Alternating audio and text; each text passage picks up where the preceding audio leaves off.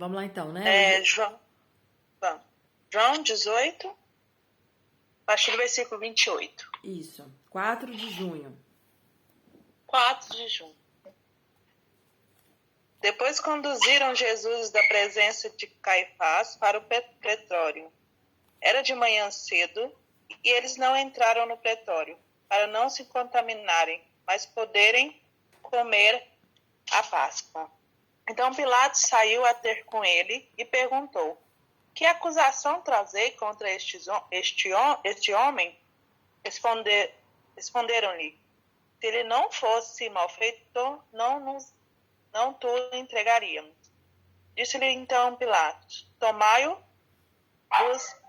e julgai-o segundo a vossa lei. Disseram-lhe os judeus: a nós não nos é lícito tirar a vida de ninguém. Isso foi para que se cumprisse a palavra que dissera Jesus, significando que morte haveria de morrer. Pilatos, pois, tornou a entrar no pretório, chamou Jesus e perguntou-lhe: és tu o rei dos judeus? Respondeu Jesus: dizes isso de ti mesmo, ou foram outros que tu disseram de mim? Replicou-lhe Pilatos: porventura sou eu judeu? O teu povo e os principais sacerdotes entregaram-te a mim. Que fizeste? Respondeu Jesus: o meu reino não é deste mundo. Se o meu reino fosse deste mundo, pelejariam os meus servos para que eu não fosse entregue aos judeus. Entretanto, o meu reino não é daqui. Perguntou-lhe, pois, Pilatos: logo tu és rei? Respondeu Jesus: tu dizes que sou rei. Eu para isso nasci, e para isso vim ao mundo, a fim de dar testemunho da verdade. Todo aquele que é da verdade ouve a minha voz. Perguntou-lhe Pilatos: que é a verdade? E dito isto, de novo saiu a ter com os judeus e disse-lhes: não acho nele crime algum. Tendes, porém, por costume que eu vos solte alguém por ocasião da Páscoa. Quereis, pois, que vos solte o rei dos judeus? Então todos tornaram a clamar, dizendo: este não, mas Barrabás. Ora, Barrabás era salteador. 19. Nisto, pois, Pilatos tomou a Jesus e mandou açoitá-lo. E os soldados, tecendo uma coroa de espinhos, puseram-lhe sobre a cabeça e lhe vestiram um manto de púrpura. E chegando-se a ele, diziam: salve o rei dos judeus, e davam-lhe bofetadas. Então Pilatos saiu outra vez e disse-lhes: eis aqui vou-lo trago fora, para que saibais que não acho nele crime algum. Saiu, pois, Jesus, trazendo a coroa de espinhos e o manto de púrpura. E disse Pilatos: eis o homem. Quando viram os principais sacerdotes, os guardas clamaram, dizendo: crucifica-o, crucifica-o. Disse-lhe Pilatos: tomai-o vós e crucifica-o, porque eu nenhum crime acho nele. Responderam-lhe os judeus: nós temos uma lei, e segundo esta lei ele deve morrer, porque se fez filho de Deus. Ora, Pilatos, quando ouviu esta palavra, mais atemorizado ficou. E entrando outra vez no pretório, perguntou a Jesus: de onde és tu? Mas Jesus não lhe deu resposta. Disse-lhe então Pilatos: não me respondes? Não sabes que tenho autoridade para soltar e autoridade para te crucificar? Respondeu-lhe Jesus: nenhuma autoridade teria sobre mim, se de cima não te fora dado. Por isso aquele que me entregou a ti, maior pecado tem. Daí em diante, Pilatos procurava soltá-lo. Mas os judeus clamaram: se soltares a este, não és amigo de César. Todo que se faz rei é contra César. Pilatos, pois, quando ouviu isto, trouxe Jesus para fora e sentou-se no tribunal no lugar chamado Pavimento, em hebraico Gabatá. Ora, era a preparação da Páscoa e cerca da hora sexta. E disse aos judeus: eis o vosso rei. Mas eles clamavam: tira-o, tira-o, crucifica-o. Disse-lhe Pilatos: hei de crucificar o vosso rei? Responderam os principais sacerdotes: não temas, rei, senão não temos rei senão César. Então lhe entregou para ser crucificado. Amém. Esse ponto aqui, né, esse momento, é bem depois da traição, né, lá no Monte das Oliveiras. Então eles vão provavelmente eles vão lá pro pátio do templo, porque aqui, ó, fala que depois conduziram Jesus, o versículo 28, né, o primeiro versículo, da presença de Caifás para o pretório.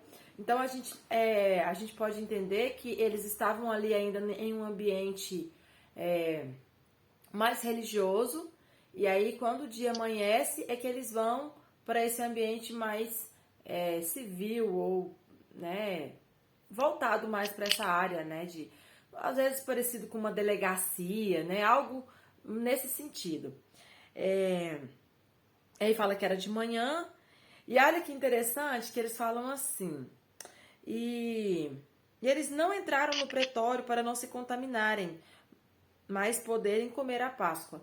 Então, o que a gente pode já entender? Que aqui tinha alguma ligação de entrar nesse pretório com já estar contaminado. Eles não falam contaminado, eles falam contaminado, né? Impuro. Isso. Então, perceba que esses elementos, o que a gente vem falando, né, desde o começo do ano, esses elementos são elementos que provavelmente não estavam na lei original, né? Esses detalhes, né, de impureza, até porque a Páscoa original ela foi instituída lá no Egito, lembra? Na passagem do anjo. Então, só para a gente relembrar que esses detalhes de impureza, de guardar essa lei de uma maneira tão estrita, isso não era da Torá, isso era do farisaísmo, isso era da tradição oral, isso era de leis que foram sendo incluídas com a tradição, ok? Só para lembrar de novo desse detalhe que a gente sempre vem falando. Então, perceba que a lei, ó, de novo que a gente sempre tem que falar, a lei que eles guardavam, que eles cumpriam, não precisava muito fazer sentido para o coração, precisava simplesmente ser cumprida. Porque aqui, ó, por que eles não queriam entrar? Porque o ato de entrar ia fazer eles ficarem impuros e não ia poder participar da festa. Mas o coração deles estava lá dentro. Percebe? O coração deles desejava estar lá dentro. Então, pode ser que, vamos pensar aqui, né, nossas gotinhas de heresia do dia a dia. Vamos pensar aqui que talvez essa proibição de entrar no pretório pudesse ter sido criada originalmente porque estava ligada a um ambiente de crime, a um ambiente de condenações, de pecados. Então, esse ambiente não era um ambiente que condizia com a purificação de um sumo sacerdote. Dá para entender nessa linha de raciocínio? Então, assim, não fazia sentido um sumo sacerdote que, estando no ofício do sacerdócio, tinha que estar em todo o tempo se purificando para oferecer sacrifícios que eram purificados e purificadores. Então, pode ser que o objetivo dessas restrições eram, no final, com boas intenções, para destacar a santidade do sacerdócio, para destacar a pureza desse sacerdócio, que não podia se contaminar de maneira nenhuma. Isso é bom, isso é positivo, mas percebe que guardar isso era mecânico. Guardar isso não estava mais sendo lembrado e pensado com esse intuito de purificação e de santificação. Era simplesmente ritual. Dá para perceber o que eu estou querendo dizer? E aqui a gente precisa, mais uma vez, fazer a aplicação. Nós não podemos fazer coisas simplesmente porque nós não podemos fazer. Nós temos que olhar para aquilo e nos perguntar por que eu não posso fazer. Qual é o mal que aquilo traz de verdade para a minha vida? E aí, por causa disso, eu não posso fazer. Não só porque me dizem ou eu aprendi que não pode. Precisa fazer sentido para nós. Porque se não faz sentido, nós vamos voltar a ficar igual, esse povo, fazendo coisas porque está na lei, mas não faz sentido para nós. Ok? Deu para entender o que eu estou querendo dizer? Tranquilo? Tranquilo? Tranquilo. Tá. Continuando, eu achei interessante também o versículo 30, quando ele diz assim, quando Pilatos pergunta, né, que acusação vocês trazem contra esse homem? Aí percebe que os sumos sacerdotes falam assim, olha, se ele não fosse malfeitor, nós não te entregaríamos. Você já viu aquelas pessoas que tentam provar alguma coisa sem argumento, só no grito? E tipo assim, aqui a gente percebe que eles queriam usar o poder que eles tinham de ter a razão, sempre. Eles eram sumos sacerdotes, então eles sempre eram, tipo, o condutor do povo. Então aqui a gente percebe que como eles não tinham acusação, não tinha crime para Pilatos condenar, até porque a gente já falou, né? Era um crime religioso, Pilatos não tinha nada a ver com isso. Para que eles envolveram, né, Pilatos com isso? Então Pilatos pergunta, qual que é a acusação? Aí ele fala, ó, você tá duvidando de mim? Se eu tô falando que ele tá errado, é porque ele tá errado. Percebe isso? Tipo assim, você tá duvidando de mim agora? Não precisa perguntar. A gente vê muito isso, né? As pessoas querem, assim, provar no grito. Não tem argumento, não tem acusação, mas ela quer que o argumento dela seja válido só pelo que ela tá falando, né? E a gente percebe esse comportamento aqui. Outro versículo que eu achei interessante foi no 38, quando Pilatos pergunta o que é a verdade. Eu fiquei pensando, o que será que passou na cabeça de Pilatos? Porque no 37, ele pergunta para Jesus, você é o rei? Será que a gente entende que Pilatos começou a ter ali no seu coração uma dúvida, né? Porque o papel de Jesus era algo tão intrigante, o personagem de Jesus era tão intrigante que ele começou a ficar curioso, se podemos dizer assim, né, sobre Jesus. E então, quando ele pergunta, Jesus fala assim, ó, tu dizes que eu sou o rei e para isso eu nasci, para isso eu vim ao mundo, eu para isso nasci, para isso vim ao mundo, né? A fim de dar testemunho da verdade, a fim de dar testemunho da verdade. E aí ele fala, todo aquele que é da verdade, ouve a minha voz. Aqui a gente vê de novo aquela pitadinha de eleição. Jesus está dizendo, olha, aquele que é da verdade, ele ouve a minha voz. Ou seja, por consequência, aquele que não está ouvindo a minha voz é porque ele não é da verdade, ele é do engano. Então ele vai continuar sendo enganado. E aí Pilatos pergunta, e o que é a verdade? Provavelmente Pilatos ali, aquele tempo todo convivendo com os judeus, pode ser que ele começou a acreditar que o judaísmo, a maneira como eles adoravam a Deus, pudesse ser a verdade, porque até então era a verdade, né? A maneira de adorar a Deus, até Jesus, era a verdade que Deus esperava do povo, de maneira mecânica, né? Era aquilo que Deus havia ordenado. Então, a gente imagina a cabeça de Pilatos, né? Vendo por algum tempo que ele estava ali junto com aquele povo judeu, vendo as práticas religiosas, as práticas de culto, e aí de repente vem Jesus e fala assim, não, eu vim testemunhar a verdade. E aí pode ser que Pilatos pensou, poxa, mas tudo que eu tenho visto esse povo fazer, então, estava errado? E aí ele pergunta, e o que é a verdade?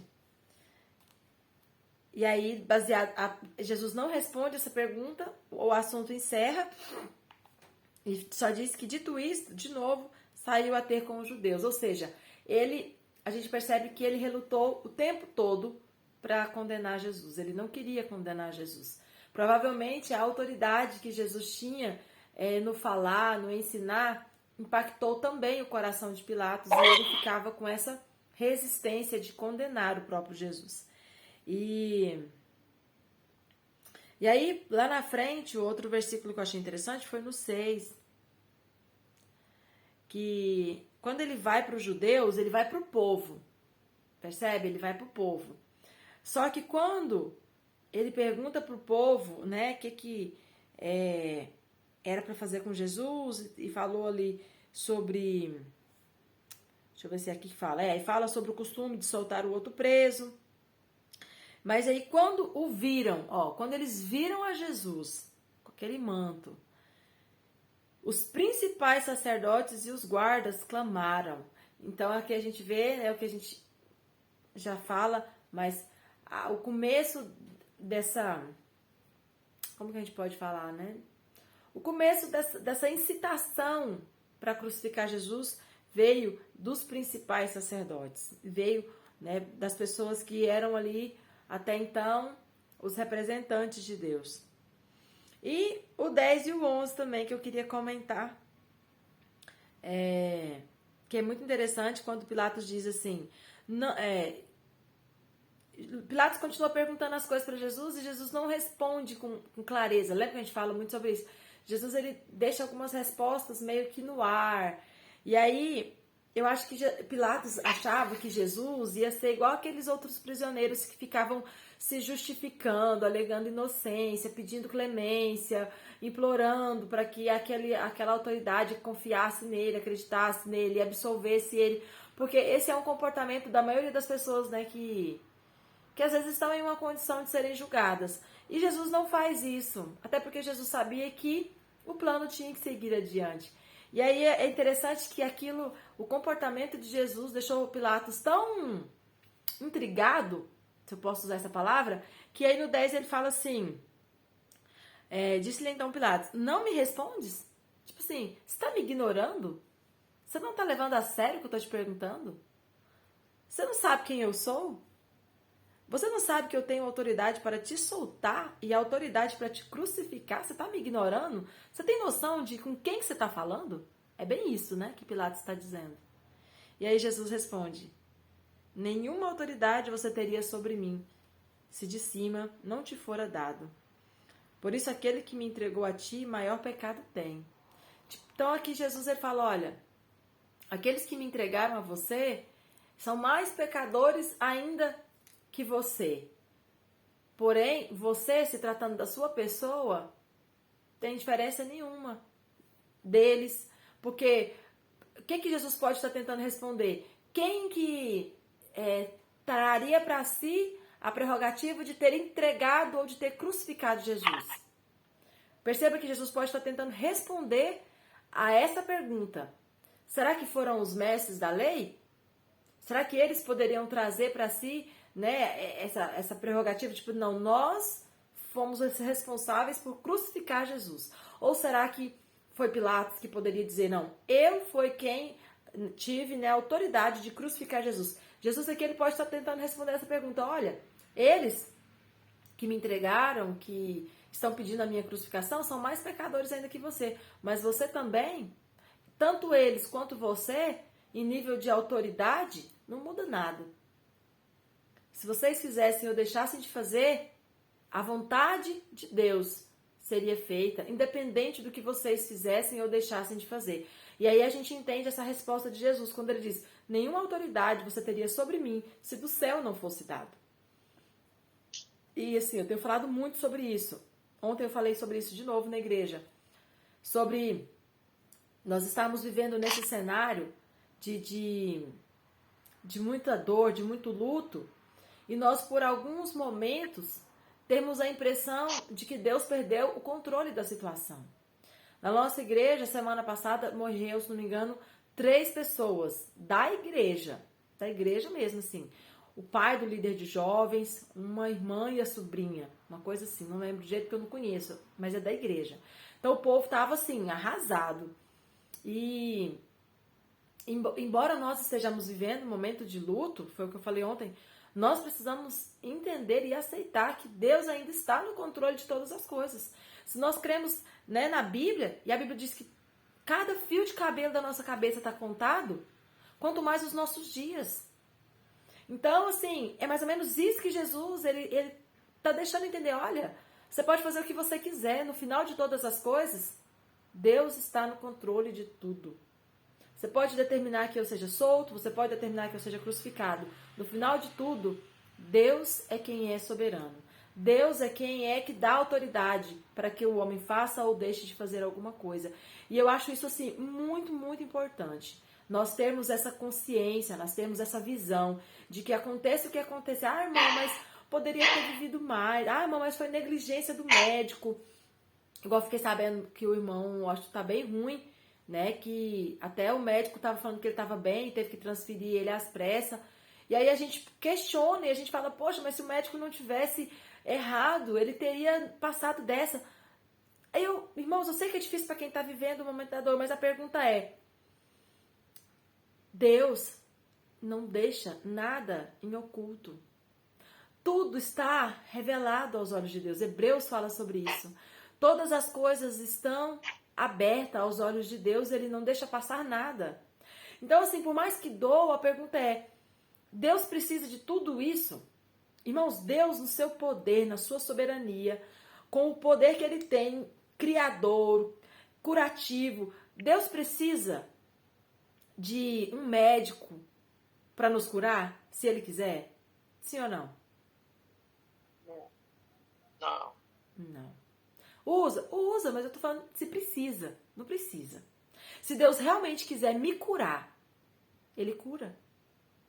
Então, eu tento muito, exercitar essa visão, porque se a gente começa a se desesperar demais, e criticar demais, e duvidar demais, a gente deixa uma impressão de que Deus ele perdeu o controle das coisas. E Deus não perdeu o controle das coisas. Se Deus quiser dizimar a Barra do Garças inteira, assim Ele fará, porque Ele é Deus e Ele faz o que Ele quer. Então, aqui esse versículo 10 e o versículo 11, ele é interessante porque ele fala esse aspecto. Jesus falando, nenhuma autoridade você teria sobre mim, se de cima não te fora dado. Então, Jesus ele está aqui mais uma vez falando, Deus é quem é soberano, Deus é quem manda e desmanda. Tudo está debaixo das mãos de Deus, nada foge do seu controle. Amém? A gente, na verdade, não gosta muito, né? A gente quer uma mensagem assim, eu percebo muito isso. As pessoas querem mais uma mensagem assim, de que Deus vai fazer, de que Deus vai curar, de que Deus é o Deus do milagre, é o Deus da cura. Sim, Deus é, mas Ele é Deus. E se Ele quiser levar, Ele leva. Né? E aí, alguma dúvida? Daiane, Oi. ontem, voltando um pouquinho ontem, sobre, você falou novamente, né? Até o irmão João pediu para ficar lembrando, porque ele ia falar alguma coisa. É sobre o plano, né? Como eu falei ontem. Se houve, né? Um plano, então as pessoas culpadas, elas não eram tão culpadas assim, né? Uhum. Porque tudo jeito ia acontecer. Sim.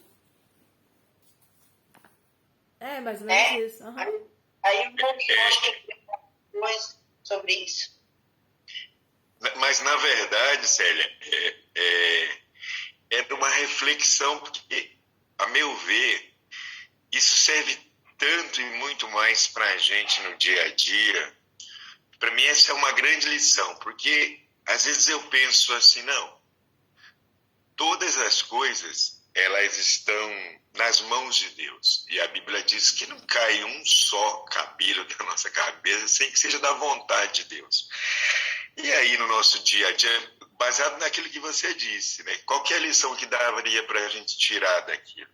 Às vezes, no dia a dia, a gente fica com raiva, magoado com determinadas pessoas, com determinadas coisas que elas fazem para a gente. É aquilo que eu pensei naquela hora, né? E a gente fica guardando mágoa daquelas pessoas e tal. E daí a gente fala assim, não, mas Deus sabe o que é melhor para mim. Né? E se a gente levar a nossa vida desse jeito, é legal se a gente conseguir viver mesmo essa crença, porque daí a gente percebe que não tem por que guardar mágoa das pessoas do que elas nos fizeram ou parecem nos ter feito. Por quê? Porque é a vontade de Deus para nós. Então as pessoas, se a gente levar ao pé da letra aquele pensamento, né? Falar assim, não, primeiro que isso tinha que acontecer e segundo que Deus tem o domínio sobre a minha vida. Então, o fato das pessoas nos fazerem isso ou aquilo, na verdade, é a vontade de Deus para a minha vida. Então, eu não tenho por que guardar mágoa das pessoas. Eu tenho que entender que Deus está me preparando para uma coisa melhor, para fatos melhores. Às vezes Deus, para arrancar a gente da onde a gente está, ou para fazer a gente mudar de rota, permite que seja com tanta dor, com tanta dificuldade, e aí Quem que nos causa dor e dificuldade na vida? É o nosso relacionamento com as pessoas, não é outra coisa. É o nosso relacionamento com as pessoas, seja no trabalho, seja em casa, seja às vezes com os nossos próprios familiares, né? Filhos, marido, para quem tem, esposa, para quem tem. Então, assim, é através desses relacionamentos e das dificuldades nesses relacionamentos que Deus vai nos tirar, nos moldar, nos levar para lá ou para cá, para onde é a vontade dele. Então, assim, daquilo que você disse, então a gente nem tem que ficar... Eles nem foram tão maus, né? Quer dizer, também essa história se repete no nosso dia a dia. Porque se a gente conseguir entender que é a vontade de Deus para nós, a gente tira aquela carga das pessoas e nos liberta da mágoa, do rancor, e fala assim, quer saber de uma coisa? Nem vale a pena ficar com raiva dessa pessoa ou alimentar tanto ódio em relação a ela, porque na verdade é Deus quem está me libertando. Foi isso que eu pensei naquela hora que você falou, na sua última fala, entre meio aqueles bocejos. Foi a última fala ontem, né? Aí na hora eu fiquei pensando isso. Falei, de fato, né? E para mim mesmo serviu muito, né? Assim, quando você fala... E o legal desses estudos, fazer até uma extrazinha aqui, Daiane, que a gente vai pensando, e às vezes uma fala que parece que está descontextualizada, fora do contexto, a gente pode tirar muita coisa, assim, que nos serve. E é esse exatamente que a Daiane falou no começo aí, que a gente já tem falado outras vezes, né? E que Jesus falava para eles, falava, vocês não entenderam a lei, vocês não entenderam nada do que meu pai falou, vocês... E a gente, às vezes, também não consegue traduzir essa leitura da Bíblia para o nosso dia a dia. Se a gente olhar, por exemplo, eu estava olhando Deuteronômio, depois dá uma olhada, Deuteronômio 30 lá, né? Deuteronômio 30, Deus fala para o povo judeu que a circuncisão verdadeira seria feita no coração. Ele está lá, fala assim, eu circundarei o vosso coração, o coração da vossa geração, para que sirvam a Deus, né? Então tá lá já, Deuteronômio tá lá, e aí eles nunca entenderam. Então para nós também, essas leituras, né? É interessante a gente saber, igual a gente busca, para entender bem, contextualizar, igual nós fazemos. Essa carta de João, por exemplo, João escreveu 100 anos depois. Aliás, mentira, João viveu 100 anos, né? Escreveu 70 anos depois, 60 anos depois. Então, João, por exemplo, já escreveu para uma comunidade cristã que já havia. Diferente de Marcos, que quando escreveu, essa comunidade era nascente ainda e tal. Essas coisas fazem sentido? Fazem para a gente saber, para entender o contexto. Mas, principalmente, elas precisam ter sentido no nosso coração, na nossa vida. Senão não adianta nada. Nós vamos ser só mais uns fariseus do nosso tempo. Conhecem muito, sabem muito, mas não adianta, não vive. Então, por isso que eu achei interessante aquela fala ontem, Célia, e o que a gente pode tirar dela. Porque o grande desafio, penso eu, de nós irmos ou não para termos uma segunda vida, eu queria falar isso e outra coisa, Daiane, é exatamente vencer o grande desafio, que é nos superar. Nada mais que isso. Nada mais que isso. Porque, e esse também é outro e Jesus dá bem o tom disso agora, nesse momento do julgamento, né? Igual a Daiane falou, que eu achei muito interessante.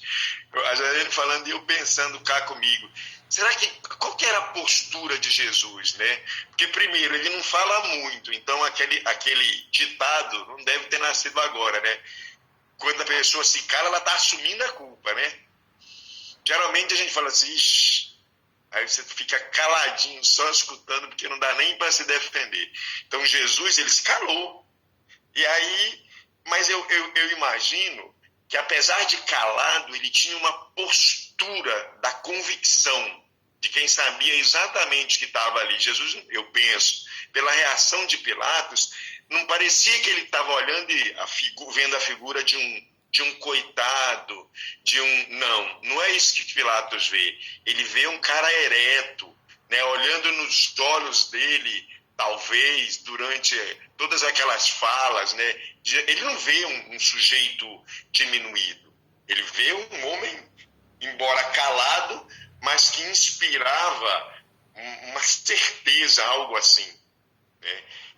Penso eu. Isso é o que eu fiquei pensando da fala a autoridade, né, Daiane? Eu fiquei pensando da sua fala, né? Fiquei pensando de fato como que Deus... Então, assim, mas por que Jesus vai dizer isso, que é o que interessa aqui? É porque a gente não pode esquecer que horas antes, segundo um dos textos, ele tinha chorado de temor pelo que ia acontecer. Quando ele se ajoelhou lá no momento que ele fala, Pai, é possível? Se for possível, passa de mim esse cálice, né? Ele chorou e ele também teve medo? Teve, muito medo. Ele teve insegurança? Teve, muita insegurança. Mas aí, olha só, ele consegue se superar, porque ele sabia do plano. Ele sabia o que precisava ser feito, né? Ele sabia que ele precisava se superar para que o plano fosse. E nós também sabemos do plano. O problema é o grau de certeza e de confiança e de fé que nós temos no plano. A gente sabe que precisa ser desvencilhado um monte de coisa, e é muito difícil, isso é muito difícil, porque a gente carrega nossas mágoas, nossas incertezas, nossas inseguranças, né? A gente carrega isso tudo conosco, e tem aquele livro, né, Daiane, do Max Lucado? Do Bruni lá, como que é o livrinho lá? O segundo livro mais lido, caramba, ficar velho é ruim, que a gente vai ficando esquecido. O segundo livro mais lido depois da Bíblia, como é que é o nome? Ah, pra mim que era o livro vermelho. Peregrino. Ah, o Peregrino? O Peregrino. Uhum. Aí você vê ele carregando o saco nas costas, a mala nas costas, né? Como nós, a gente carrega a mala nas costas, com um monte de dúvida, de incerteza, de trauma, de agora, da adolescência, da infância, os nossos medos, as nossas inseguranças e não sei o quê. Mas a gente sabe que tem um plano. E a gente, mesmo lendo, mesmo querendo muito não ser como os judeus, no fundo a gente é como eles. Sim. Por quê? Porque a gente não consegue largar tudo e seguir o plano e falar assim, olha, eu preciso vencer, eu preciso acreditar nisso, eu preciso saber que de verdade eu sou um peregrino, eu sou um viajante, eu vou estar aqui, eu só estou aqui agora. Eu preciso acreditar que o bom mesmo é a vida eterna. Por isso que Jesus não prometeu grande coisa nessa vida, é uma ilusão a gente pensar isso. Que a gente vai ter grande coisa nessa vida, em 70 anos, 80 anos dessa vida. Que a grande promessa é a vida futura.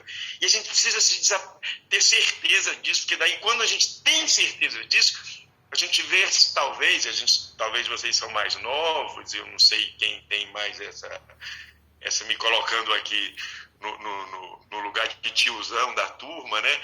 Mas um dos maiores medos tiozão é bom, né? Podia ser vovôzão também, né? Um dos maiores medos nossos, do ser humano, é a tal da morte. A gente tem tanto medo da morte que a gente nem ousa pensar nela. A gente nem ousa pensar. A gente tem medo assim, fala assim, a morte para nós agora ela tem um nome, Covid. Né? E aí, Daiane, essa história que a gente tem falado esses dias, né?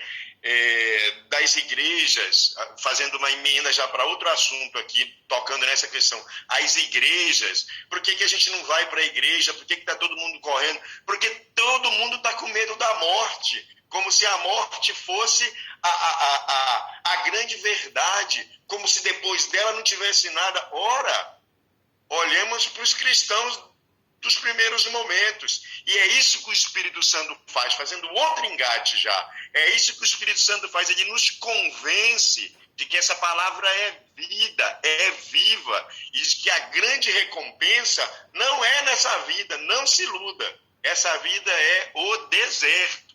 É para a gente aprender exatamente a se preparar, a se fortalecer, porque a grande promessa é a outra vida. Sim. É a vida eterna ou o castigo eterno.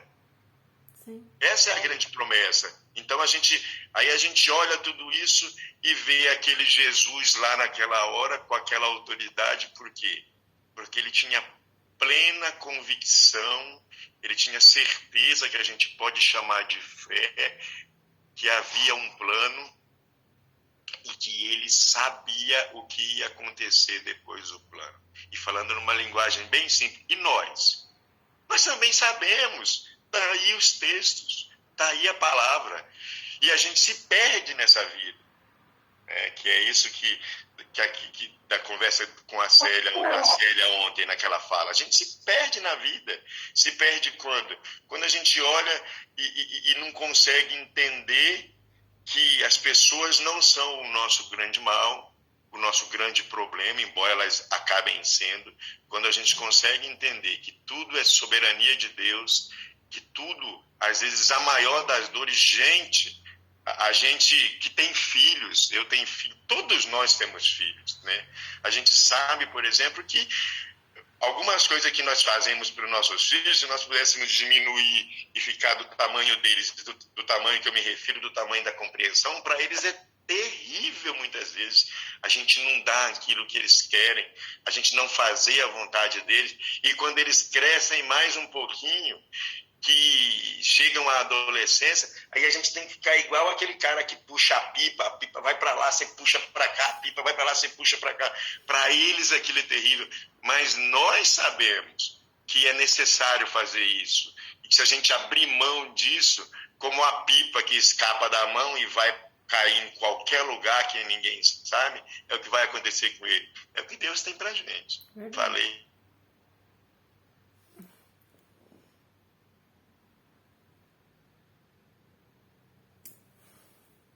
Isso aí.